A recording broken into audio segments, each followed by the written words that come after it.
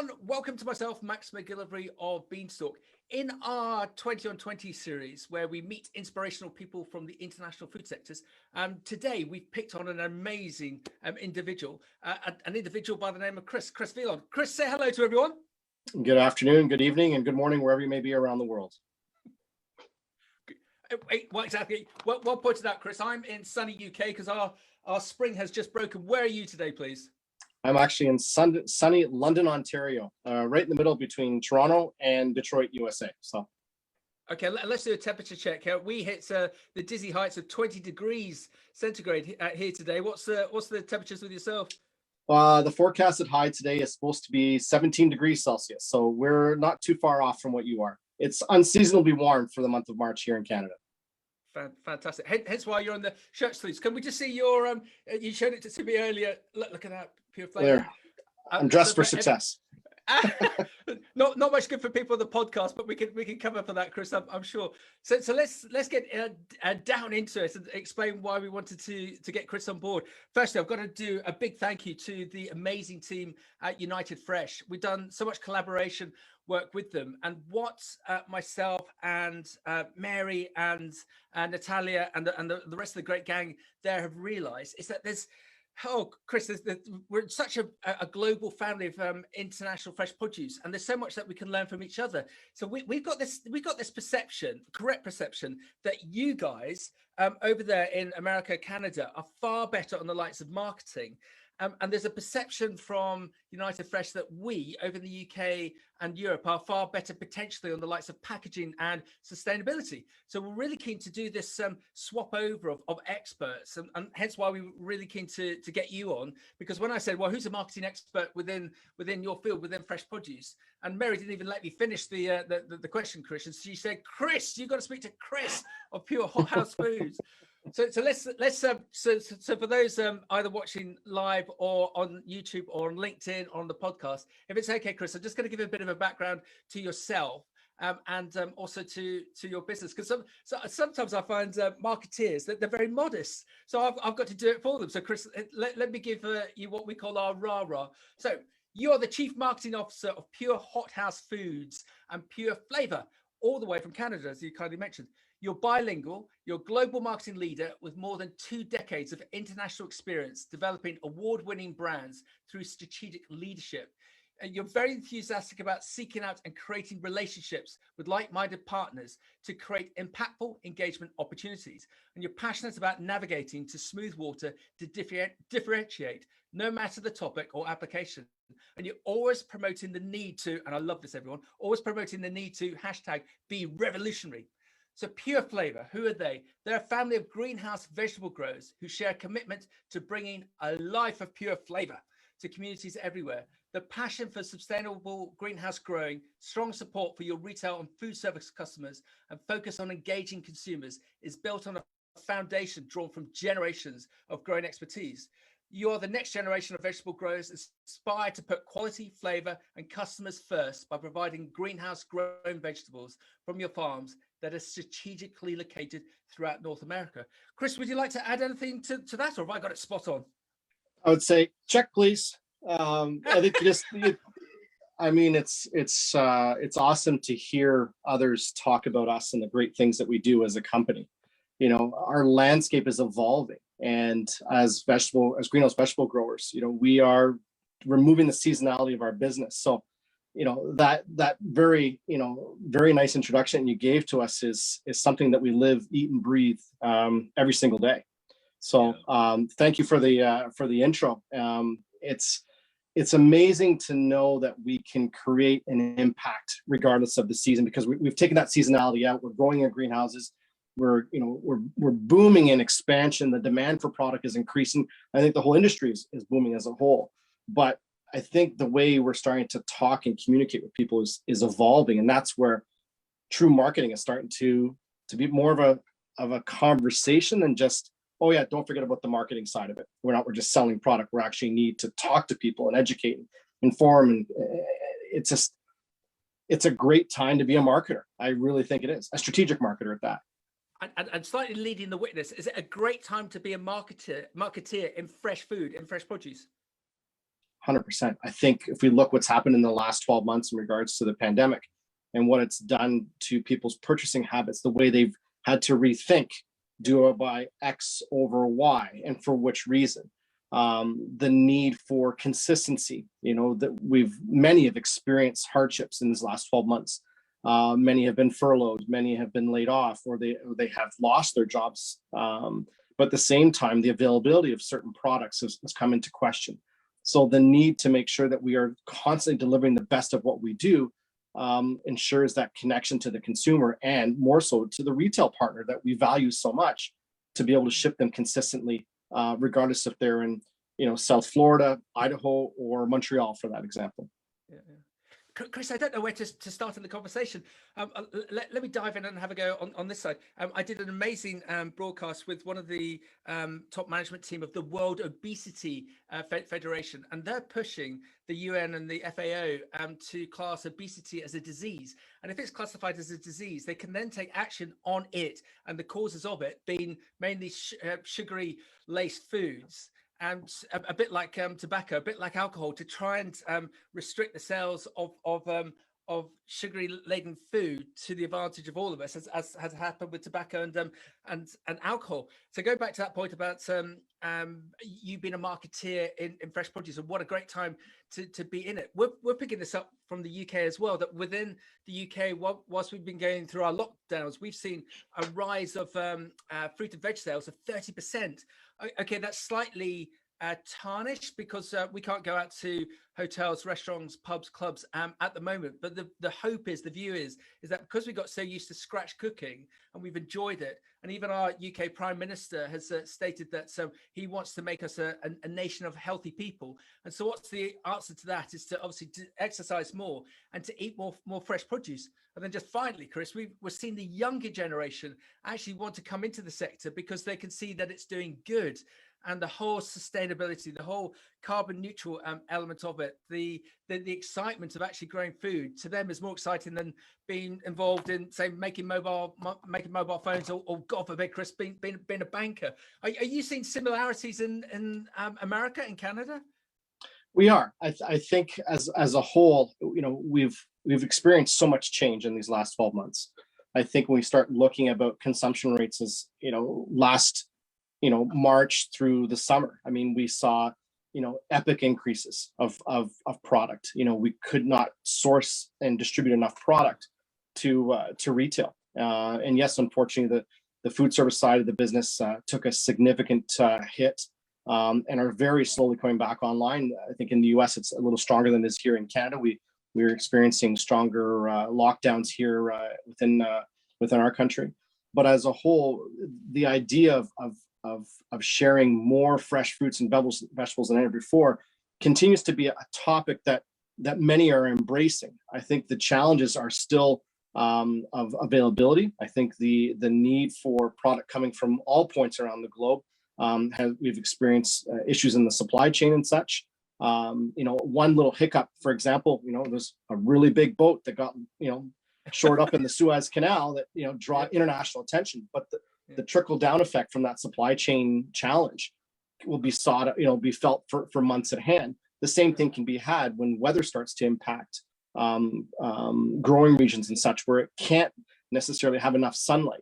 The ability for greenhouse growers to augment their production by increasing uses of technology and lighting and so forth, to make sure that we're removing those challenges. When we look at about consumption, we talked a few minutes earlier about the Packer today sharing the top 20 trends of produce for 2020, and the top 20 vegetables and top 20 fruit as well. I fortunately can only check off 39 of 40. Plums and I did not get along as a child, and even my many years later, we still don't get along. But what we see is that those 20 items on both sides of the produce aisle are increasing, which is great. What's staggering, though, is that the percentages of what's being bought are not higher. We're seeing ranges between 35 and 65%, where we would think that coming out of the pandemic, where health is first, eating healthy and providing for our family and activity, that you wouldn't think that those numbers be upticking a little bit higher, in the closer to the 75 and 80 and 85 range for purchasing habits. but it's interesting to find out how often people are purchasing these products. And it's up to us as grower marketers to ensure that we continue to share information with consumers of what they're buying, and more so how to use it.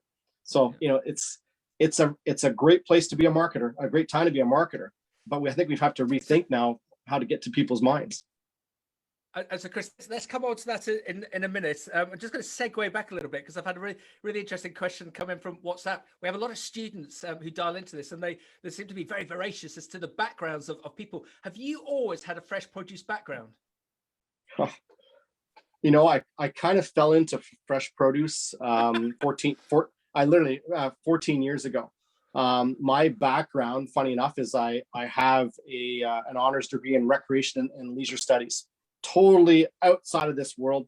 I spent the first half of my professional career working in tourism and working in a 4-season resort and leading marketing teams, and decided that I wanted to take my family and move from, I lived in southwestern Quebec, south of Montreal, and moved to Ontario. And one day I got this phone call from a produce company saying, "Hey, we're looking to start a marketing team in our company." This is back in mid 2007. And I was ecstatic. Produce, never really thought of a tomato being more than just a tomato for my burger or my sandwich. And went for the interview and such. And but I was completely floored about how vast the industry was.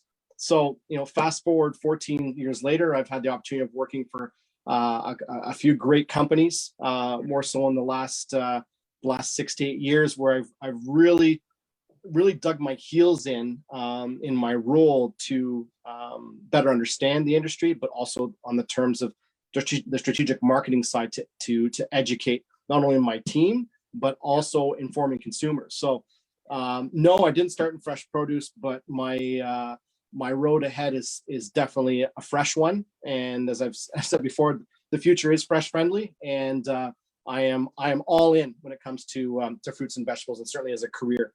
And very much enjoy what I do. And Chris, when you started 14, 15 years ago within the sector, did you find the sector sophisticated or broken? Where were you? With that first 2-3 months, were you like, oh my, I call it the lay-by moments, that you start a new job and then like 2 weeks in, you just have to pull in and you go, oh my, what the hell have I done? What's this sector all about? It's massive, but it's completely unsophisticated. Is this a challenge that I want to get in? But can I actually make a difference here? Or is it, what were your views? Day 2. Thank you, Chris. Thank you. Thank you for being so candid. Go on. Well, it's funny because on day 1 of my new role, I had the opportunity of going into the greenhouse with the president owner of the company, and I was just completely awestruck. And I looked around, and this was a 50-acre greenhouse, and no matter where I looked, all I saw was tomatoes. I'm like, oh my gosh, look at all these BLTs in waiting. But I was completely amazed about the impact that this farm could have. And it was just one farm. It was 50 acres. And I thought, I've been in senior level marketer for the first decade or so, have my hat on straight, and I wore many hats at the time, but I knew that I was going to embark on something I'd never been involved with before, but I knew that I could create conversation. And it took time to understand the industry, and I'm still learning today, and that's the good thing, is that the moment you stop learning, then things get stale. But those first few months, those first weeks to months, even to the first year, I was completely awestruck going to the trade shows and exhibitions. I remember going to my first Fruit Logistica in February of 2008. Never been to Berlin before, and Logistica it's Mecca for produce. It's just an awe-inspiring experience. And I walked my feet off. I did my 25,000 steps a day for 3 days, and I still couldn't hit every hall of the show. But I walked away knowing that I was part of a bigger mission. I was part of something. I was part of something so much bigger. And I used those trips, and I still do today. And it's unfortunate they canceled Logistica this year, and hopefully we'll be back there next February. But I use that trip as an inspiration trip to see what else is happening worldwide, because there's snippets out there that I know we can take back and use in North America. And it's like no 2 days are ever the same. I mean, my gosh, I tell my team that every day. We pivot constantly. So Chris, are you wedded to the sector now? Are you in it for life? I'm all in. I am all in. I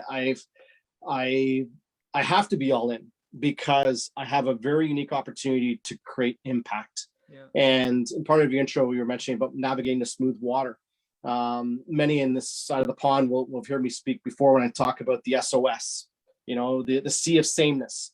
And we've got to navigate away from that sea of sameness to differentiate.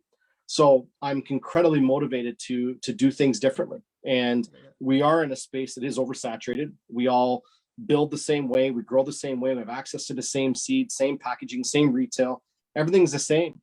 But the ability to articulate a very strong value proposition can be different by grower marketer. And I've said in our brand strategy, we're no longer a greenhouse vegetable company. We're a lifestyle company that grows greenhouse vegetables to fuel healthy lives. So wow. you start morphing that into a brand strategy that is really separate to everyone else in our space. And that's not to discredit what's happening in our space. It's that we need to find a strategy that's going to connect to the consumer in our own way. And what may be successful for us may not be for others. And I'm fortunate to work for an organization that is very forward thinking, that is youthful minded, that knows that we have to go beyond the package to connect to the consumer. So I'm like a cowboy in the wild west. I'm pew pew pew. I'm firing every direction, but I'm firing more strategically because I know that in this state and time right now is that strategic pin needs to fall in the right area and to the right consumer. So that consumer is tenfold. And we've drilled down and identified specific segments and what fits those segments. And we craft our messaging around to make sure we fit those segments properly. So yeah, am I all in? I'm in. So the comment that I keep on coming across in 20 odd years of dealing with fresh produce and having sat in front of so many MDs, and they stating that, Max, I have a multi-million-pound turnover business, but we're making this amount of margin. If you look, Max, at the likes of Coca-Cola or Red Bull, they have a brand and they can charge the consumer a large amount of money.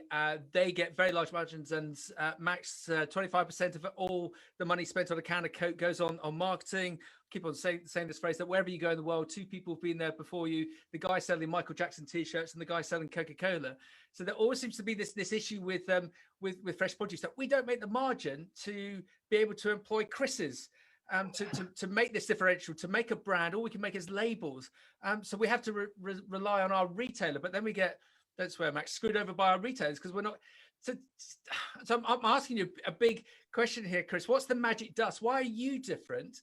Why are you different in North America? Why can't we do the same in the likes of the UK and Europe? Why can't we have your success? You can, and you are. I mean, we learn from the Europeans every day. The technology we employ here in the US and North America originated in Europe. It's not the fact of creating teams of people just like me. I'm fortunate to create a great team around me because the foundation's there from a company that believes in growing forward. We don't have the deep pockets like CPG. Yes, we are a fast moving consumer good. We are 100%. That strawberry is here today, gone tomorrow. That apple's here today, gone tomorrow. We have to be creative. We have to be able to change the landscape and work with the resources that we have. I'm very fortunate to have a very strong team led by our marketing manager, Melissa, who is my partner in crime, and everyone else on the team that rows in the same direction. But it doesn't come with a lot of rolling up your sleeves, blood, sweat, and tears, and trying to figure out how to create opportunities to increase consumption. Here in North America, what's happening is, and for all intents and purposes, a decade to 15 years ago, there were really three main brands in fresh produce in North America. And no offense to any of my counterparts who are listening. Actually, LinkedIn's very powerful. You have one of your listeners, Glenn Goodwin, just sent me a note by LinkedIn wanting to connect. Glenn, I'll be in touch. But within the last 10 to 15 years, there are really three primary brands in fresh produce. From a brand recognition standpoint, it would be Dole, Del Monte, and Chiquita. And fortunately, I know individuals at all three of those companies. But if you walk into a store today and you are inundated with brands, everyone has a different label, a different shtick of some sort, but we're all trying to do the same thing, and that's increase consumption. Yes, our margins are not like CPG, We're not selling Coke, Red Bull, Pepsi, Cheerios, or Frito-Lay chips. We are working with something that's dying the moment that it's picked. We have to ensure that our growers are delivering the best that they grow in the environments that they grow, and how we monitor that supply chain to make sure that that product is properly pre-cooled. So when it gets to the store, it has that shelf life, that longevity, and most importantly is that flavor. So when they enjoy that product, they'll remember which retail store they bought it from, which is our very important retail partner, and then which brand. And great packaging, and someone once told me this many years ago, great packaging attracts, the flavor generates the repeat sale. So where the Europeans are very strong, and gold star to you all, is that you're very forward thinking when it comes to packaging. We struggle here in North America in packaging. I really do, and no offense to my many colleagues in packaging, but we struggle because it costs more to produce here versus going offshore. I think the brand marketing part in Europe is very different than that of in North America. It's very varietal based in Europe versus the brand specific here in North America. But we both have the same common goal of increasing consumption. So the challenges are really about how to deliver a better product faster, cheaper, and keep the consumer engaged to keep your costs down. And on the marketing side, from our successes as a group at Pure Flavor with our strategic marketing group, is we're doing it in-house. The creativity is being generated in-house, and that is helping our competitive advantage tenfold. And it is working. We're seeing literally hundreds of thousands of impressions a month across all our channels. We've grown our Facebook following as an example. I arrived at Pure almost 4 years ago, and I think we're around 890 people on Facebook. And if I check here quickly, I think we're about 149,550 in just under 4 years. Wow. And I can tell you, Max, that 95, I can tell you where 95% of those people have come because we are geofencing content to them. So it's talking to the right people at the right time on the right channel, and most importantly, with the right message. So you bundle that together. Sorry. So because what I love about your social media is you can tell it's you, your team. You're very authentic. I'm just going to give you an appalling example. I heard on the radio last night.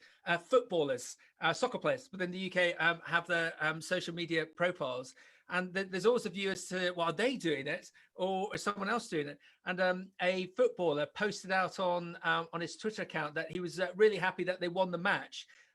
Half an hour before the match had ended, and they'd lost the match. So it just shows that he'd subbed out his work to someone else, and that there is a view that if you don't understand social media, get a marketing agency in to do it. But if people like you and I, and you don't need to be a rocket scientist really to see social media that's done badly and is very monotone and it's got no passion about it. But if everyone have a look at Chris's and the team's Pure Hothouse Food and Pure Flavor social media, because you can just see they love the business and they love the product, and it's so authentic. So that's the one thing that I've learned from social media. You've got to be authentic again to cut through that noise. I think I scare people when it comes to social, when we get Facebook messages, Instagram messages, or even emails, because my problem is that I'm connected to this nasty little device 24/7. And I believe a connected consumer is an informed consumer. So and the reason why I scare them is because when they post a message and asking a question, I literally reply back at all hours of the day and night. And they're taken aback, like, my gosh, I'm surprised you're actually replying to me. Yeah. And I said, well, if you're taking your time to communicate with a vegetable brand, you obviously have a concern, or you want to, share the kudo and so forth. We do owe you that courtesy of replying back as quickly as possible. But and there are many great agencies out there that do a social support. There's a handful here in North America that they're focused specifically on fresh produce. And I've had the opportunity of working with quite a few of them and have some great relationships with them.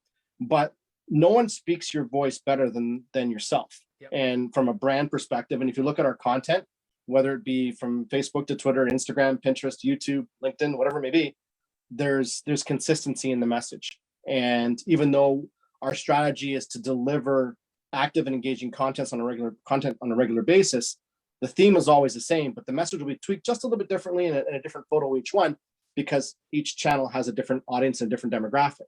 So we fully embrace social, and it's not just to say, hey, well, I'm on Facebook.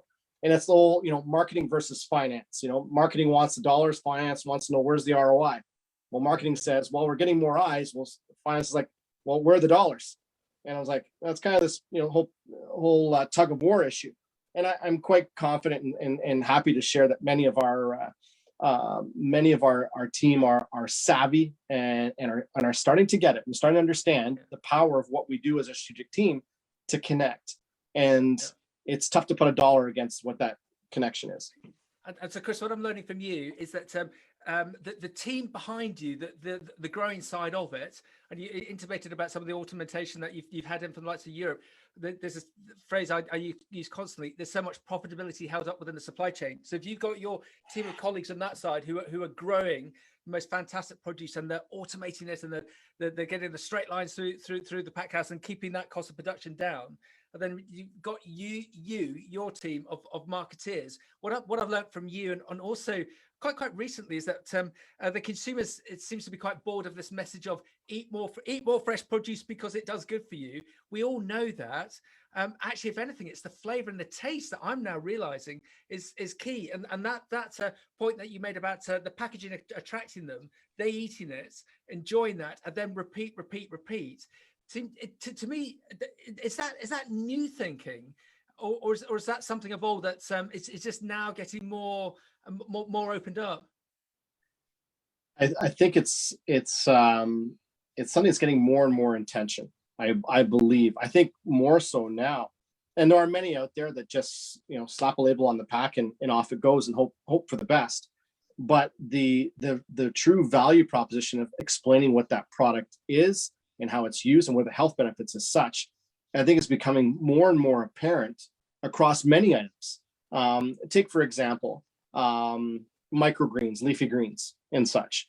There are some great brands out there, Revel Greens, Gotham Greens, even Arrow Farms. My friend Mark Ashima, who had Arrow Farms, and David Rosenberg, they are doing great things. But even if you look at one package I really like was Brian Cook from Pete's Living Greens. And if you look at the package, the story that they tell, because it's the story, it's the emotional connection to the product is what draws people in.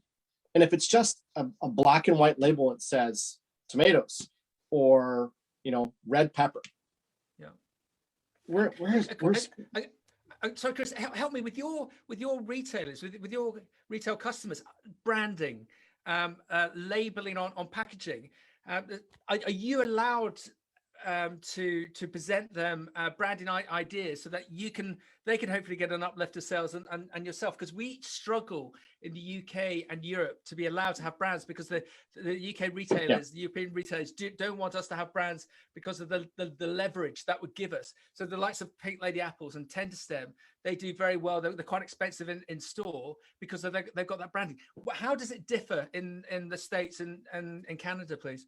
It is very different. I was fortunate to be on an inspiration tour a number of years ago, and traveled throughout the UK, and head into Tesco and M&S and such, and even the Sainsbury's, and just noticing the private label or store label brands versus the marketer brands. Where here in North America, the own brands, store level brands are gaining significant momentum. There was a debate post Brandstorm about private label versus marketed brands. And actually, I sat on a CMO panel at Brandstorm 2 years ago in San Francisco with Chris Pruneda, who's now with Kauai, and Mark from Arrow Farms. And someone in the crowd asked, where's the value and what's your opinion on private label? And I said, well, it's really the marketing versus sales conversation. You've got the marketers who are building extremely strong brands of product XYZ, but then you have the sales side who's thinking moving volume. Do I want to move volume, or do I want to move brand? Well, there's the tug of war as such. But that being said, there is a significant uptick right now in North America from a number of national retailers who are transitioning to their own private label. there are retailers that are working with a variety of grower marketers to develop better packaging and messaging on packaging. We work with a number of those partners. So when we do create our packaging, we're running it by their sales and engagement teams to make sure that, you know, we're both on the same page, because the retailer wants to ensure the products coming in their store that they're on the same side with it, as an example. But there are many marketers, and I'm going to choose my words carefully here, that it's brand only, forget private label. But in my mind, don't bite the hand that feeds, because you will see very quickly you'll get your hand slapped and you'll lose your business. So there's got to be a cooperative relationship with those food service and retail partners to bring more product to life. And there's always more product to be shipped somewhere. So those relationships are foundational, but it's going to be a natural evolution, certainly from some of the national retailers, to move into a private label product based on their criteria. And you may not fit their criteria for whatever it may be, whether it be regional growing programs or product type and such.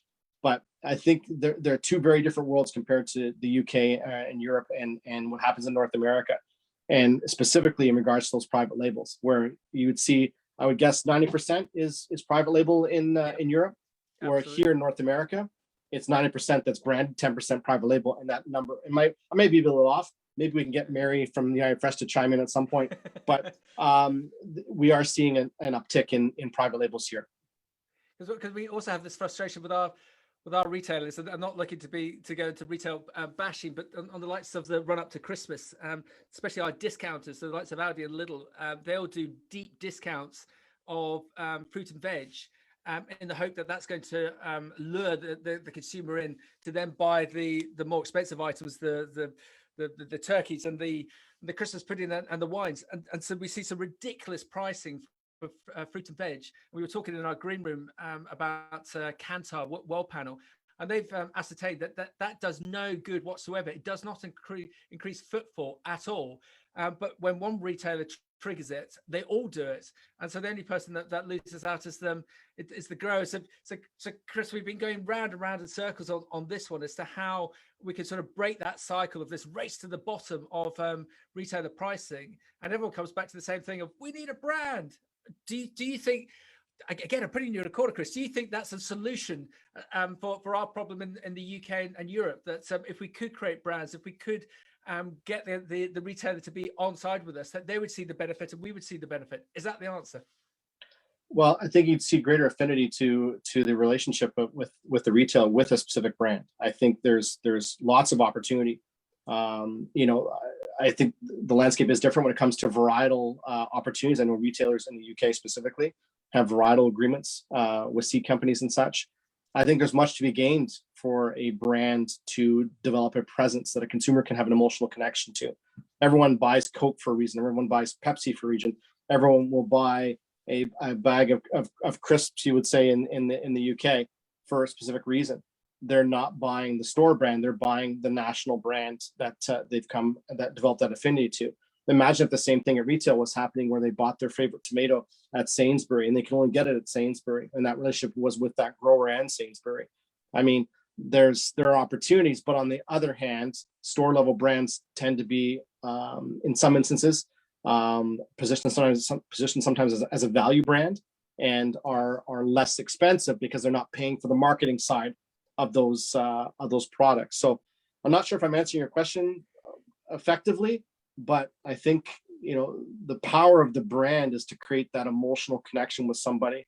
And I think the more that's invested in brand marketing, it's the consumer who's going to benefit the most in the end, because we're the ones creating all the content to support that we're focused on one specific product, whereas a retailer may be focused just on the category as a whole when they talk about fresh produce. I've got a round red tomato, I've got a green pepper, and I've got a green cucumber. That's it. There's no connection. Whereas for a marketer, I would say I've got 15 different types of tomatoes for every type of meal that you can think of. I've got 4 different types of pepper that you can grill, stuff, saute, or bake. And I've got your cucumber that's more from just the spa days. You got it for your snacks, your dips, and all of that. I think there's much more emotional connection with the brand than just creating a white label.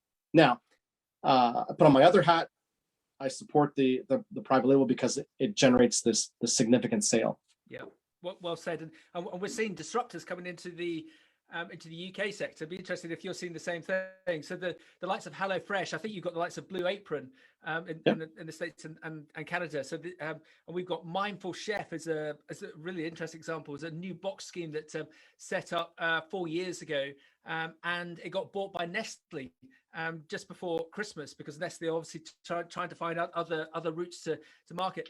Amazon with their acquisition, help me, Chris, 6-7 years ago of Whole Foods. There's a lot of rumors that they're looking to step in to buy a UK retailer. People that we've spoken to within UK Amazon say no, that it's got no value return for us, but there's still this talk. And also they flipped, I think it's 9 of their UK depots to be able to handle fresh food deliveries. So on the back of COVID, there's so many more doorstep deliveries happening, and the traditional retailers are still doing it, but they don't make any money out of it. And I think they're finding it's very difficult for them to operate. And there's new operators coming in within the US and Canada. Is your retail structure relatively the same over COVID, or are you seeing these new upstarts in the way of Blue Apron and other such businesses coming in as well?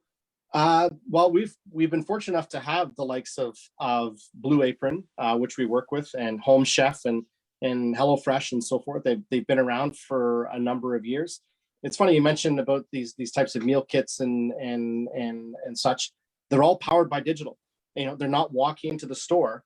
They are using a digital platform to create their value of why you should buy that product. What we've seen, even more so in the last 12 to 13 months, an uptick is the online ordering, which is through the major retailers. It's your click and collect type concept, where those are becoming more and more popular. I remember my wife trying in early April last year to try a click and collect with a national retailer here, and the first available date was 13 days later.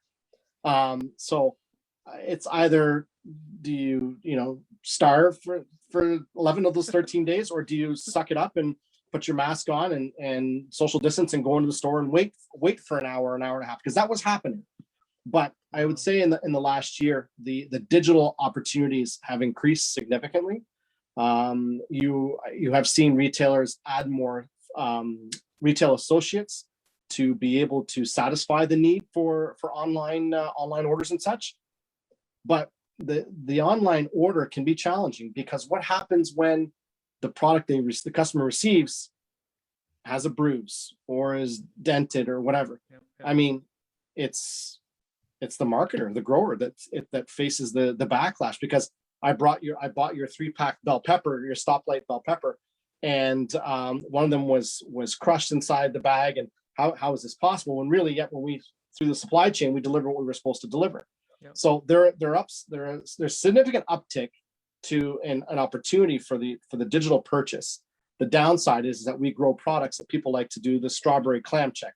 They pick it up, they do the 360, smell it, and put it in their bag. Now it's like you can't really scratch and sniff the screen.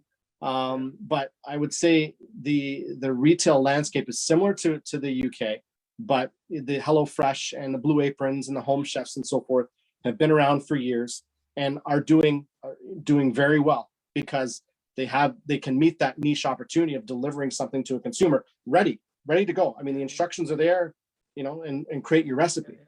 Yeah. And Chris, do you not cut out the middleman and go direct to the consumer yourself? Oh, I wish we could, to an extent.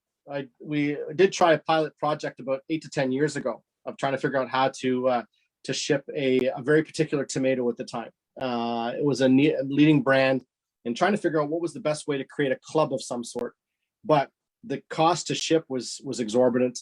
We couldn't guarantee the freshness of the product, and the temperature changes are too vast. So unfortunately, we as a business, as it stands right now, do not do any direct to consumer type sales.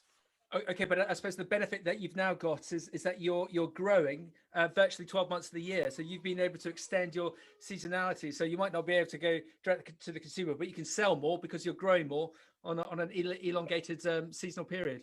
We are, and we are growing more regionally. For example, with our company, we have built a facility in South Georgia, so about an hour and a half southeast of Atlanta, in the southeast. We've created a Georgia-grown regional program that now can reach 80 million people within 24 hours. So the benefit there is a regional program, less food miles traveled, fresher product on the shelf, and then shipping a lot faster. So those types of programs are taking off like wildfire. There are others in the space that are developing different regions throughout North America. But for us, in our case, we've had great success in South Georgia with something like that. And just to explain, Chris, especially for some of the UK students who might not be that well traveled, because they might have been going off to do their gap year in the States, but they haven't been able to travel. I always describe the States, let alone Canada, as 4 separate countries. It is such a vast area of land. It's huge. If you push yourself, you can get from the top to the bottom of Scotland in just under a day. But forget that for America. So the logistics of it, hence why Chris is planting sites all around the States and Canada, so they can serve that local market. Correct. So Chris, you are very positive about the future, about the sector, but there'll be some speed humps along the way. I'm very optimistic because I see the capital investment that's being made right now in infrastructure, the cost to build and expand the various mergers and acquisitions that are taking place. I mean, there's a food shortage, to be blunt, and the investments that are being made. We're not talking, the 5 and 10 million. We're talking hundreds of millions of dollars that are being invested in agriculture, in high-tech agriculture for that matter. Yeah. And the inclusion of technology and automation is unprecedented. The amount of acreage that's being built every year is unreal. I'm extremely optimistic and very positive in forward thinking that we're going to see more crops that traditionally had not been grown indoors will start to be grown indoors. Strawberries has been on the market now for the better part of the last 8 to 10 years, and now hitting major scale, grown indoors. There are other products that are going to make their headway there in a very short period of time. There is a need to maximize the sustainable efforts that are being made, and the respect of Mother Earth and in land and water and air, and it's just the future is very fresh friendly, as I mentioned earlier. But I think that we're just going to continue to see this boom, and there seems to be an endless amount of dollars out there in venture capital to build that. Yeah, Chris, well done. A couple of questions before we wrap up. Avril's just asked a very interesting question, because another thing that we're seeing a big drive towards is sustainability. The likes of the Waitrose retailer within the UK, I think it was about a year ago, that they banned plastic from the grape packaging, and that saved 11 tons of plastic going out into the environment. What are you seeing within the sector about the hopefully the elimination of single-use plastic? What's your views on that, please? It's a challenge here in North America. It really is. We like the idea of sustainability. We understand the idea of recycling, but we don't fully understand biodegradable and compostability. The UK has been a global leader when it comes to home compostable. My good friend Steve Hatt, who's in the UK, who works for Primer Fruit, was raving a year and a half ago about home compostable and how the UK is taking off. We struggle here in North America to understand the recyclability aspect of packaging, and the challenge really is the municipality or the region that has the ability to recycle the pack itself, because many of the regions don't have the facilities to be able to recycle aspects of packaging. I think as we try to strive forward in using alternative substrates, whether it be palm fiber, bagasse, which is sugarcane, and such, or even using PLA within, which is a corn-based aspect of packaging. I think we're really going to struggle until we're ready to bring our overall cost down. And it is by far more costly to use these alternative substrates than using recycled plastic. So we have a long road to hoe. and it's going to be some time before we get to a point where we're rid of plastic entirely. Yeah. You know, we grow products that people want to see in the pack, and if we use a packaging material that is non-transparent, then the consumer's going to say, well, what are you trying to hide? You know, inside the pack. So we're lucky in our snacking tomatoes, for example. You know, we're using the lidding film, so as a peel and reseal, so they can take them and they can do the full flip right around the package. They can see that everything is perfect inside the pack. The moment you take away the line of sight, it gets to be more difficult. So our challenge as marketers in the next 2 to 4 years is to find solutions that have less virgin plastic in the material, and articulating a message that of what recycling really means. For example, in our boxes, our shipping cartons, you know, the amount of we use 100% FSC certified paper. How many times does that box get recycled? I've been told by a number of our box suppliers that, you know, the strands of paper fiber, you know, how many times can it be used? I think it's 7 times that box can be reused or recycled before it starts to break down. So the boxes are a great example of that recycle process. I think we have our work cut out for us when it comes to plastic as it relates to rigid plastic for our clam cells and such. But, you know, even the idea of recycled lidding film, you know, what does that look? Because without virgin plastic, you're removing the clarity. And as marketers, we want clear, but we also want to have these beautiful, you know, soy-based graphics, because vegetable-based inks are much better for the environment than the oil-based inks. I mean, but again, it's about how to educate the consumer. You know, not necessarily educate, but inform them of the value of that product X over product Y of what it's being packaged in. And this next year, 18 months, is going to be fascinating on this whole element of packaging. And we sort of majored on it earlier in the conversation. It'd be interesting to see what the UK and European packaging suppliers can come up to be able to provide to you, so that hopefully all of us within the fresh produce sector can come up with longer term solutions in the end.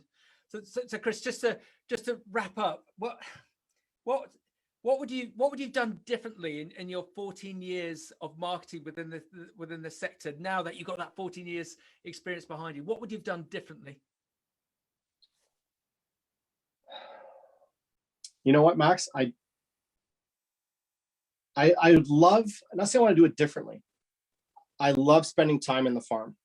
I've had the opportunity to tour facilities in Canada, USA, Mexico, and Europe. I'd love to be able to spend more time in the farm to understand the life of the plant more. You know, I've been through the taste testing profile program at Wageningen in Holland. You know, a fantastic sensory panel program that helps define product taste. But I think if I could spend more time in my role in the farm, I would. And I've said that to our president and CEO. So there's nothing more empowering and refreshing than walking into a greenhouse, specifically in the first 4 weeks of planting, because there's just so much hope and there's new life, and it's just waiting for products to come to life. But even going back in, you know, week over week and month over month, it's just, I'm amazed about how plants react, specifically in a controlled environment.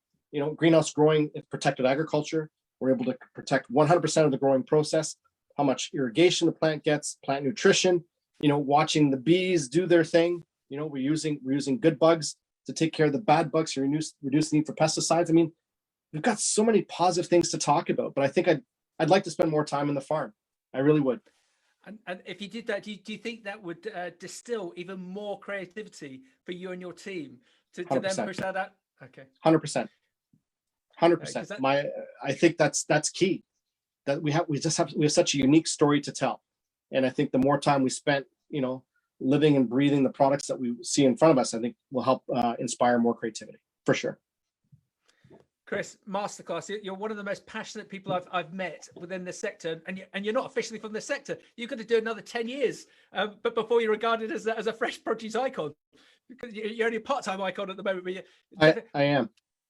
What a masterclass from Chris. And if it's okay, everyone have a look at Chris on LinkedIn, and also follow Chris. Just give us a flash of your logo again on your my Pure Flavor shirt. Yeah, have a look at Pure Flavor on social media and start following them to see the authentic social media that they're posting out. And Chris, it'd be fantastic to keep in contact with you, and we might bring you over here virtually. And hopefully, one day we'll also be able to meet with the fantastic team at United Fresh. Chris, thank you very much for your time. We wish you and the team all the best, and keep safe. And yeah, let's hopefully meet up next year at some point. I appreciate the time. Thank you, Max. This has been a great opportunity to connect. I love the topic. And yes, United Fresh, we can meet up, or hopefully maybe next year in Berlin at Logistica. Excellent. I'll bring my coat. Well done. Cheers, Chris. Thank you. Thank you.